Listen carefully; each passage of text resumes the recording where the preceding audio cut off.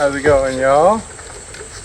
Back for another video, huh? It's been a minute since I made one of these.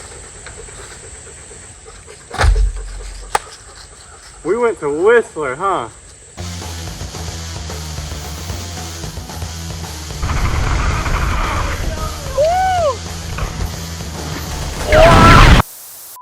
So most of you guys know that I go to school in England, and over there I took my bike, I rode a lot of different stuff with a lot of different people, and one of those people was Jack.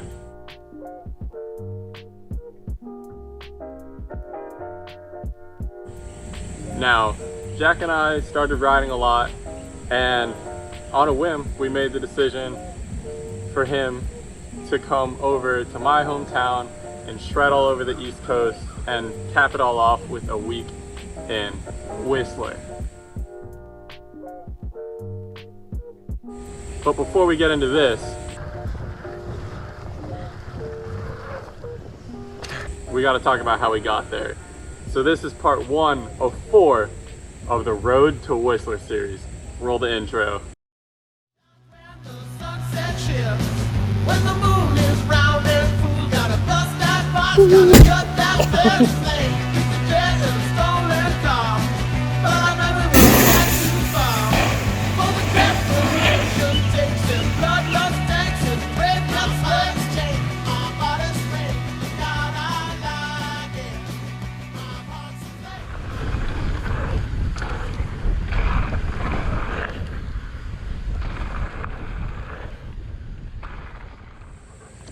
So Jack is used to riding in England, of course, because that's where he's from. And over there, the dirt is immaculate. But over here, the dirt tends to look like this. And this. So it was going to take him an understandable amount of time to get used to the conditions over here. But it wasn't just the dirt that was different.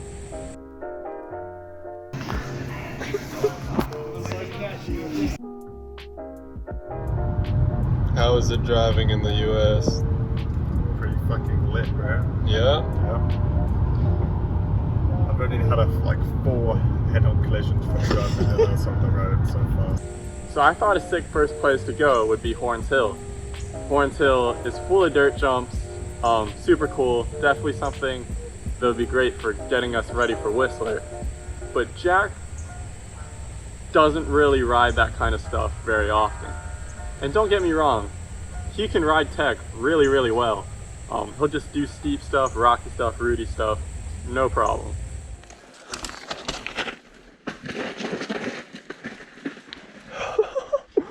Holy shit. Yo! But tight doubles aren't really something he's used to. So I thought we'd take him to 495, our local here in Northern Virginia, and show him what's up, I guess. And you know, first of course, being a clip rider on a big old free ride bike, he wasn't really used to it. But eventually, you know, we got our bearings. I was feeling a bit shaky, but I think we both kind of warmed up.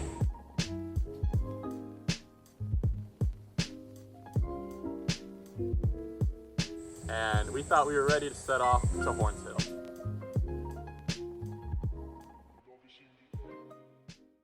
Well, at least we thought we were ready. Because I can honestly say, I was not expecting the biggest jumps I've ever seen in person in my entire life would be built on this tiny 300-foot hill in Ohio. But boy, do they pack everything into this little mound of dirt. It's honestly super surprising how no one knows about this place because it has so much to offer. For example, sometimes on the weekends, they run a shuttle and all they ask is a $5 donation and it goes straight to the trails. There's free camping as well when it's permitted. And the word on the street is they're gonna be adding showers soon. So that's super sick. The vibes on the top of the hill are awesome. There's music and grilling, and you know, after you're riding, you can just chill up there and have a good time away from everything. People doing wheelies up and down the street. So sick. And it's actually backed by a ton of companies the big one being Trek, which who would expect? This place seemed to check all the boxes, yet I had no idea about it. And whenever I ask other people, they don't seem to know much either. The only reason I knew anything about it was because my buddy Skylar got me hit. And it's not like the locals were gatekeepers either. It seemed like they were stoked to have newcomers there, and they didn't seem to mind the camera at all. One of them was actually a viewer of this channel, so that was super cool. Shout out to you if you're watching this. What? But as nice as the vibes were and all the amenities, it's not what we were here for. We were here for the jumps, and boy did they have a lot of jumps.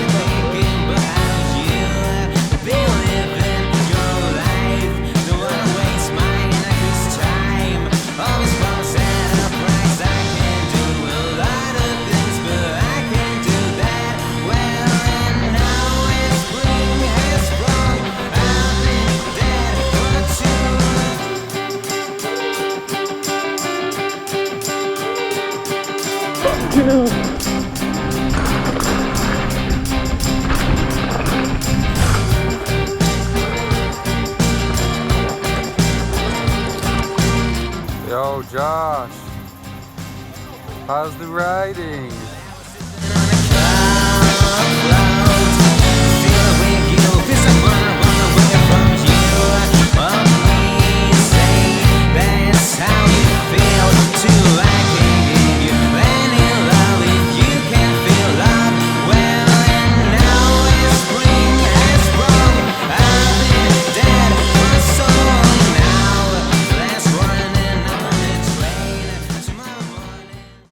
Max!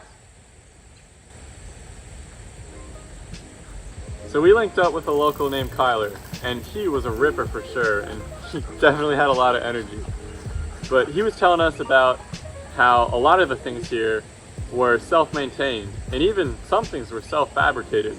And that's super cool, and it makes for some really unique features, and some sketchy features as well. Oh yeah. What? Just destroyed a board in half. My bad. The tech trails and the downhill trails were sweet. Woo!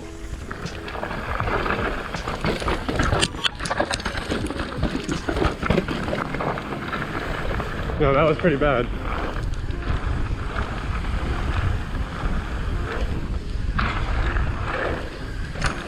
But as most trips to the downhill park go, we ended up spending most of our time at the jumps. The jumps at Horns Hill are definitely bigger than the jumps at your average local, but they're built well, so you can hit jumps that are much bigger than you're used to. Actually, hitting jumps that are a lot bigger than what you're used to kind of became a big theme of this trip.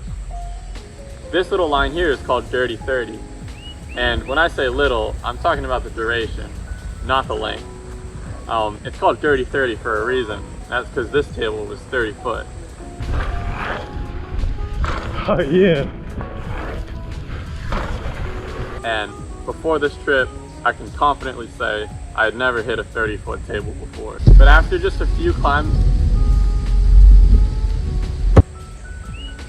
laps, Skylar and I both got it. And that's kind of the beauty of this line, is that they're big jumps, but you can just do them over and over and over again. And the hike up is about 3 minutes, something super short.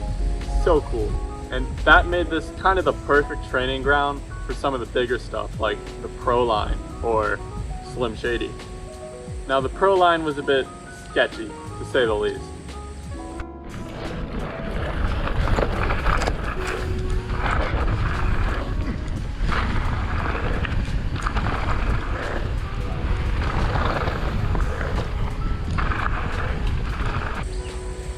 We didn't really have the speed dialed and we were getting bucked all over the place.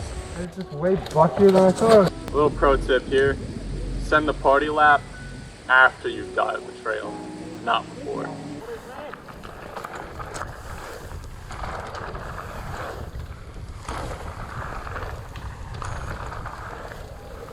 Oh.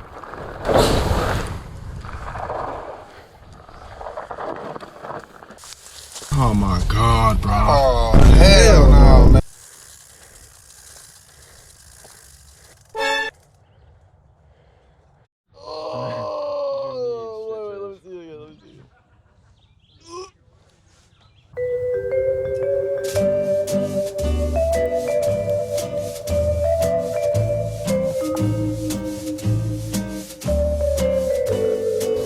This looks less sus than the sex dolls. Sex doll hospital. Let's go! Looks pregnant,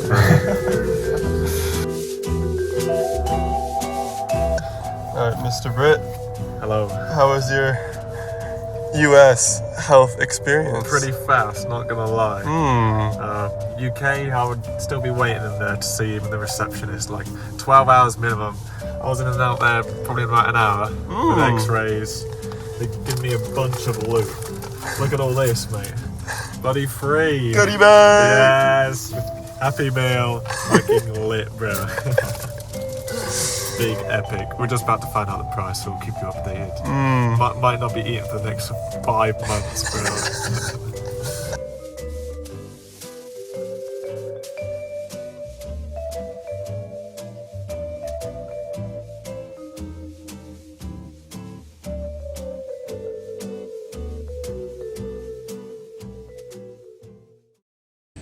The Pro line is sweet though. The step downs are huge and there's a nice flow to it all.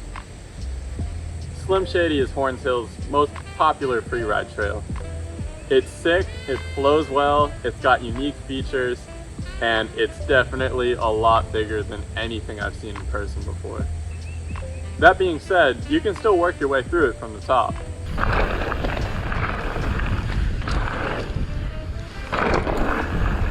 Oh.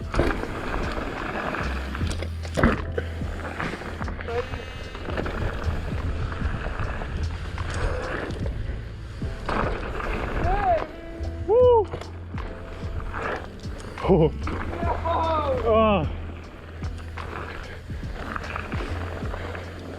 Oh.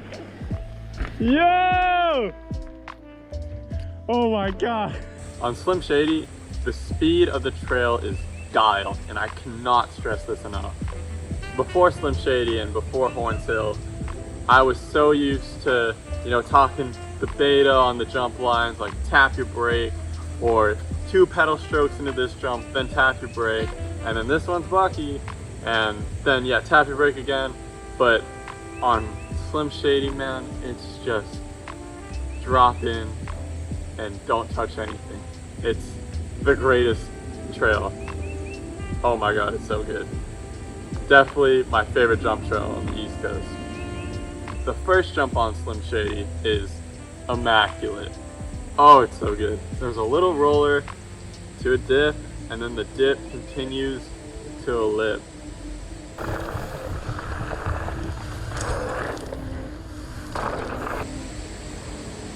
It's so good, man. It just feels different. I think it's because the way the dip is, the whole thing, even like going down, just feels like one gradual long lip. I'm a big fan. And like I said, there's a lot of things at Horns Hill that you don't normally find in bike parks. Like on Slim Shady, there's not 1, but 2 on-offs.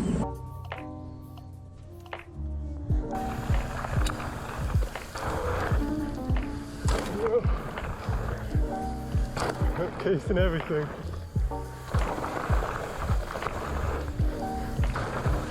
On off, big guy. Woo! Oh, deep there. Another on off. This place is sick, man. Each feature has a number as well. Jump 1, jump 2, jump 3. and everyone knows them. And I'd say the most notable ones are jump 6 and jump 11. Jump 6 is a huge double that's got a slight left hip, and that thing is like crack, I'd imagine. Once you hit it, you cannot stop. It's so good. Before hitting Slim Shady, I was pretty tired and I just wanted to call it a day. But after I hit that jump, all I wanted to do was just send it over and over and over again. Another sick thing about jump 6 is that it's like an auto tweaker, and not in a sketchy sense. It just makes you look cooler than you are, which is pretty abnormal for mountain biking.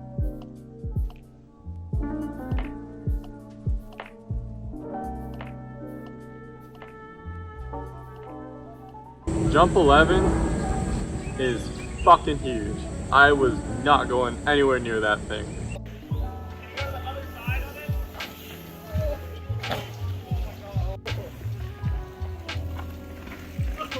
What?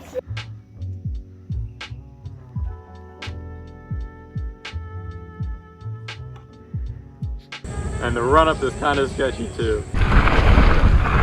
Need speed for the double. Fuck. Damn it. I'm too tired. That's so hard, bro. Like, I'm not even trying it yet. It's not sketchy, I'm just not good enough to be hitting that stuff. I wasn't going anywhere near that thing. But I will be back for it. I will be back. Definitely coming back. Right after jump 11 is the drop to step up. And it is the most sessionable thing ever. That was it, bro. Let's go. You can just hit it over and over and over again. And if I had all the time in the world, I would have spent it all right on this drop to step up. I would have learned all the tricks on this thing. It's perfect. But as you know, this is only part 1 of 4 of the Road to Whistler series. I will see you all in part 2 when I tell you about everything that happened on our snowshoe trip. And let me tell you, it was a lot. I'll see you all next time.